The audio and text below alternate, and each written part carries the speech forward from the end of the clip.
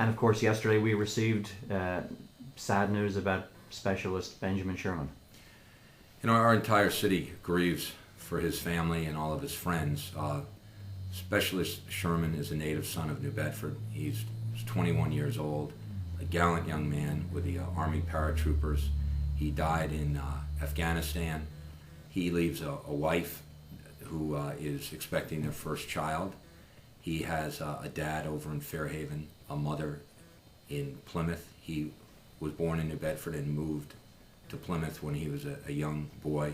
Just as everything I've heard about him, a terrific, caring individual, someone who had patriotism running through his blood.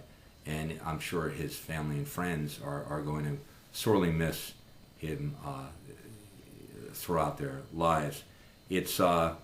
New Bedford is going to honor him appropriately. This is the sixth young man that we've lost since 9/11 in military service to our country. Every time it happens, it's just a terrible, devastating blow to our entire fabric of our community.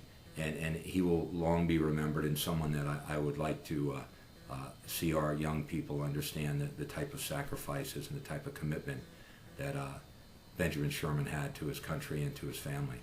I suppose that now is as good a time as any to talk about it. Afghanistan is on the national discussion agenda. What are your thoughts about our options there? Well, I'll say this. First, I think the idea that the president is dithering about whether to send more troops to Afghanistan is completely ridiculous. We've had an eight-year strategy in Afghanistan, which clearly does not appear to be working. And in fact, General McChrystal is now saying that he does not believe that the current strategy is working.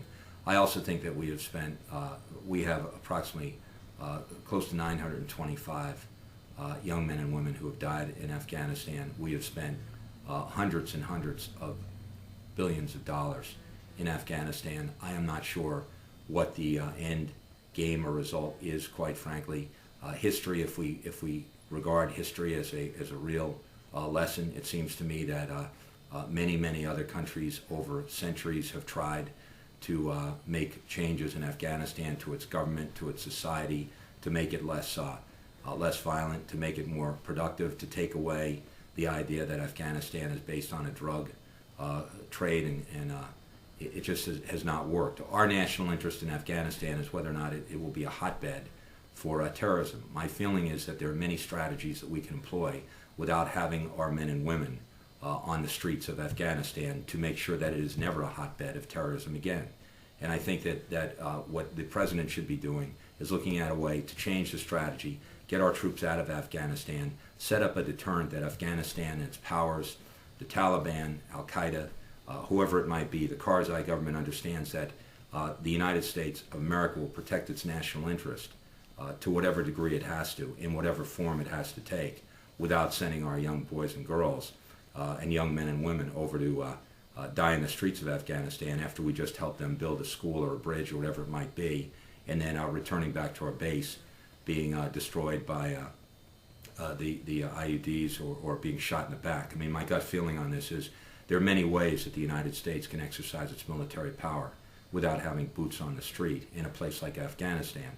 I also think that a deterrent is the key. If people understand that the United States of America will never again allow any of its citizens to be attacked, never again suffer an attack like 9/11 in New York or Washington or Pennsylvania, never allow attacks like the attack we just had at Fort Hood, it seems to me that the world will be a safer place. An effective deterrent, I think, will have people take a step back. What might that effective deterrent be? Well, we have spent a fortune of our national defense money on high-tech type of weaponry that takes the place of having an individual fighting bullet to bullet in a primitive type of war with whoever they might be, terrorists, native fighters, whatever. My gut feeling is that the United States can accomplish its objectives from the air. Let everybody understand that we are not going to put up yellow crime tape around terrorist sites that have clearly been motivated by international terrorism. And I think that is the preferred way of resolving these type of terrorist attacks. The other thing, we're not going to occupy We're not going to be an occupying force. That breeds terrorism. It makes no sense. We don't have the money. We don't have the blood, quite frankly, to be trying to reform a civilization that has existed for hundreds or thousands of years, on the back of any one generation of free worlders, which is what I think the free world is right now. Whether it's us or our allies, it makes no sense.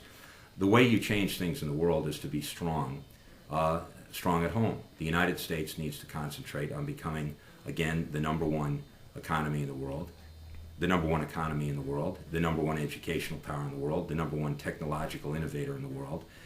Grow our country once again, full employment, make sure that we are able to sustain our society. Then I think we have an awful lot more sway. You can't be strong abroad if you're not number one at home. And I think that's what we have to start looking at. How do we make sure? I need police officers in New Bedford. I know General McChrystal saying he needs troops in Afghanistan. I need police officers in New Bedford. I need teachers in New Bedford. I need infrastructure work in New Bedford. I need bridges in New Bedford. I need schools in New Bedford. That in itself will grow an economy. That in itself will improve our country. That in itself then will serve as the deterrent when individuals are looking to attack the United States interests. Thank you very much for taking the time to talk this morning. Absolutely.